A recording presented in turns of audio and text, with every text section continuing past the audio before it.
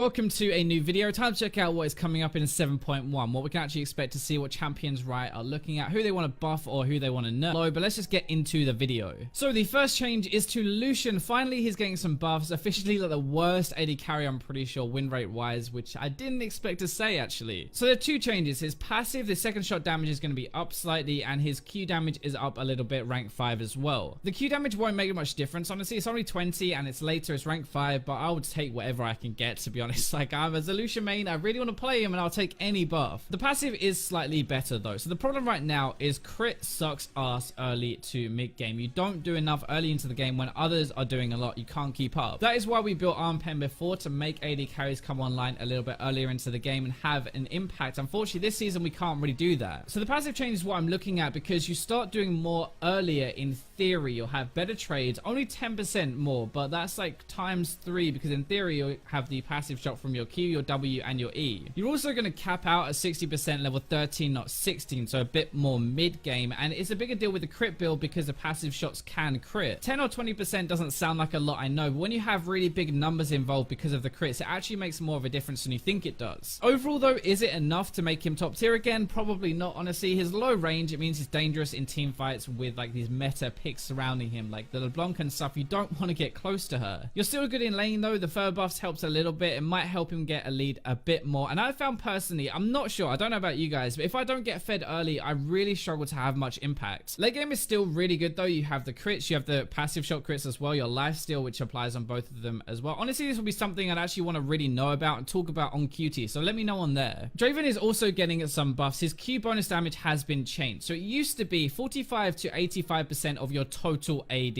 as bonus damage. Now it's going to be 30 to 50 flat damage plus 65 to 105% of your bonus AD. Your W mana cost is also down to 40 to 20 depending on the rank, from 40 at all ranks. Your W thing is nice, you might the second, so it's going to make a little bit of a difference, but the Q could be really good. So it should be more early, really early flat is really nice, and then more bonus from items. That's kind of the way we want to think about it. Basically, it used to be a total AD, so it would be like your base plus your bonus, like the entire AD. It now takes into account bonus from items, and it doesn't count your base AD. So instead of counting base, it has a flat amount, and the percentage is higher than before. At level 18, Draven's base AD, by the way, is 105, and that wouldn't count to his Q anymore after these changes. Instead, we get a flat 50, so over half of that already because of the percentage and stuff, and an extra 20% of our bonus AD. You'd only need about 200 bonus AD, and it'd be roughly the same as the base. So anything over that is even more damage. Basically, in a nutshell, the short of it, it's going to be a good buff as far as I can tell. Draven is already really good for experienced players. Kind of sucks for newer ones, get shut down a lot by Colossus abusers and hard crowd control like Vi and Nautilus, for example. This change might bring him back a little bit earlier, and it might make him a little bit more rewarding to play as well. So that's definitely a good thing. The Callista's E changes are actually back as well. The passive doesn't deactivate when it's on cooldown, and also the minimum to get mana cost is down to 1 from 2. Still not much better actually with the blade and the further changes on live right now, so these ones are being tested again. It would make her trading and team fight a lot better and more forgiving in my opinion as well. Like, it's not going to be one mistake and you're just game over, you don't have any damage anymore. In my opinion, I really like this change, and hopefully it comes back in 7.1 because I want to play Calista again. I really enjoy the champion. I've talked about it before though, so I don't really want to go over it too much again now. Syndra is one of the bigger changes this patch actually. It's going to change how you play her a lot, I think. Well, kind of. Your passive has an interaction with every single spell, right? And for your W, it's not going to pick up additional 2 balls anymore. There's no easy ult one-shots late. Well, actually, we'll get to that in a second. Instead, it's going to do 20% of bonus true damage, which sounds pretty ridiculous. Your W AP ratio is going to be down a little bit though. The damage is down a little bit as well, and your ultimate cooldown is up early. So the first thing, your R damage is actually still there. That means pressing R and killing someone is still a very real possibility, and that's one of the main things that I think people rage about, and it's still going to be there. Now, they are increasing the cooldown by 20 seconds early though, so it's now a full 2 minutes in between your ultimates. That gives you a bit more breathing room, or in theory more time to fight her while that's on cooldown. Without her ultimate, she's actually not that strong if you're all in her, so it gives you a window where you can actually punish her, like between the ultimates. Your W dealing true damage though, so that's really going to hurt if you use it for damage. Now at the moment, I don't think you do normally. You'd pick up 3 balls really and then throw them forward using your E most commonly, or just throw them and press R. Sometimes it was used for damage, sure, but most of the time it wasn't. It now deals more damage. It's more of a nuke, but you're not going to get that free huge ultimate off. Actually, as I'm talking about this and thinking about it as I'm saying it, like the amount of Syndras I see that don't prep the balls properly anyway, so I'm not sure. Like late game, you should prep 3 balls, you pick them up, you throw them into a fight, and you press R. That's how how it's supposed to work. In reality though, people don't prep them, they just QR and kill someone, so really W true damage should be better for you in a way, maybe. Initial thoughts at least are this might make bad Syndra players a bit more dangerous, which is gonna suck ass, but better ones should be a little bit weaker. And remember, you won't even feel this till you max it, and you max it second. So Ryze is getting 2 changes on his Q. The bonus move speed is down a bit and the shield is down as well. So Ryze is a champion that in high elo is a monster, and lower ranks is not as popular at all, it seems like. He is way too strong, honestly though. If you ask me, he does need a nerf. His damage is insane, but only if he actually uses it. It sounds a bit weird, but a lot of bad Ryze players will just farm and not trade. Plus he's immobile and he kind of needs his team to engage mostly so he can actually get into a fight and use the damage. With proper teams, good teams, he is 100% overpowered, but this is going to be like every other time that he got reworked. Lower ranked players don't use him as well as higher ones. There's a big gap between the two, so they keep nerfing him to make him balanced for high ranked ones, which means that he'll be super bad for lower ones, a lot like Kalista. I actually like how his kit is now. I think it's kind of cool and it's pretty unique, but at the same time we're back to square one again with his rework where it doesn't really fix anything. His ultimate is one really underrated thing though. It can be really effective if you use it properly. Your team fight is insane with a semi-decent team, so I'm not sure this is really going to be enough really. Let's move on to some jungle changes. Lee Sin 1 has been talked about a lot. Your R damage is going to be down to 150 to 450 from 200 to 600. Lee Sin is so busted at the moment. Your damage is insane and it's so early as well. A good one can literally 1v5 at high ranks if they get ahead, even lower ones. Lee Sin is a high skill ceiling champion, which means that in the hands of a good player, he can always carry, but now even average ones can get super fed, it feels like. Jumping onto you and killing you with Q and E feels really bad, especially early into the game. The ultimate damage will be a big knock though, I think. It will suck though, don't get me wrong, but it's not going to kill him like a lot of people are saying. Like, he has mobility, early ganks, early damage, kick plays. Like, I'd expect to see more Titanic Hydra builds maybe as well. If you go more bruiser rather than full damage, you have a lot of utility and damage still, so probably still see both of them, and I think it's still going to be good. Shyvana's getting a W change to no longer do bonus damage to minions, and Shyvana is one of, if not the most overpowered jungler right now. Your ultimate is better, your E is better after the kind of mini rework, and you farm like a monster as always, which is super rewarding in the new jungle. I'm learning more and more the more that I play. The gold generation in the jungle seems to be a lot better now if you farm, and you can like pick up a few kills here and there maybe. Shyvana late game though is super scary. Like, your damage is nuts, you get very tanky as well, and this seems to be Riot's favorite thing to nerf, like the new thing they want to play with. LeBlanc literally just got her damage to minions down. Malzahar's same thing. Talia wave clear down as well, and this would actually slow Shyvana's clear down a little bit, but honestly she clears so fast right now anyway. It's different to a lane champion, but it's the same kind of idea, and I think more than anything it might make her think twice about trying to solo a dragon earlier. That's the only thing I can think of. If you were playing Shyvana right now and abusing some freeload, that's great, but honestly I'd expect her to get some more nerfs than just this soon. Karma is a change that's actually going to fly under the radar a little bit. Her W now does the same damage over 2 ticks instead of 3, and this is specifically to nerf your ultimate cooldown that you get from 3 ticks. Also, your mantra shield is going to be down by 30 late game, which isn't massive, but the W is specifically aimed at tank Karma, I'm pretty sure. Maybe mid as well, but I'm not sure why they would nerf that. It's not particularly overperforming. Tank Karma though heals a ton from a mantra W, but it also reduces the cooldown of her R again with 3 ticks of damage. Basically it means with all the cooldown reduction you build that she can kite and keep healing over and over, and it's one of the reasons why she is so good. If you haven't ever been in a game with tank Karma, you won't really get it as much, but if you have or you've seen it, you really will. She is so annoying to play against. She's like singed on steroids. By the way, Riot balance testers have actually said on Twitter and stuff they know tank Karma is a problem, but it's not popular anyway, so it's not on their priority list. The shield is definitely aimed at Karma in general, but it's not going to be a massive deal. Remember though, actually you get plus percentage shield from items, so 30 is slightly more than 30 in reality. Kennen has a really weird ultimate change on the PvE, so it's kind of changing how it works a little bit. The damage is down to 40 to 100 from 80 to 210, which seems massive, right? Old effect where enemies hit by additional ticks take 25 less damage has been removed. There's a new effect now though that hits against the same target deal 10% more for each hit they've already taken. What this means, your damage should be about the same, but now it's not really burst, it's over the duration. So they've moved the damage from the start of the ultimate, so like upfront burst damage, to the end of it, so sustained damage. You're still going to be really strong and stuff, but it might be a bigger hit than it actually looks, because not being able to burst but needing sustained damage kind of changes how you play him a lot, or what you expect from him. People can easily flash or kite away, and they're not going to insta-die in team fights, even though there's a stun I guess as well. Poppy is getting 2 changes, so her passive shield duration is down to 3 seconds from 5, and your R has actually an uncharged one, so if you just insta-cancel and knock them straight up in the air, it does 50% damage. She is the most well-rounded top laner, except maybe Nautilus, just because she does loads of damage and gets super tanky. This should help a little bit though. The passive shield means less trade potential or diving in, maybe. Like, it will help a little bit at least, make her less oppressive. Your ultimate ultimate change is the bigger one. Now, this is massive. Half the damage it would do on live is a massive hit. It's aimed at like that stun Q ult stun combo that means you can't move, but she just does loads of damage and kills you. It's probably going to knock her off the best tier if they go through with it. I think this is a really big change. Nautilus will do more damage, so I don't see why you'd pick her over him right now, at least. So I hope you guys enjoyed this video.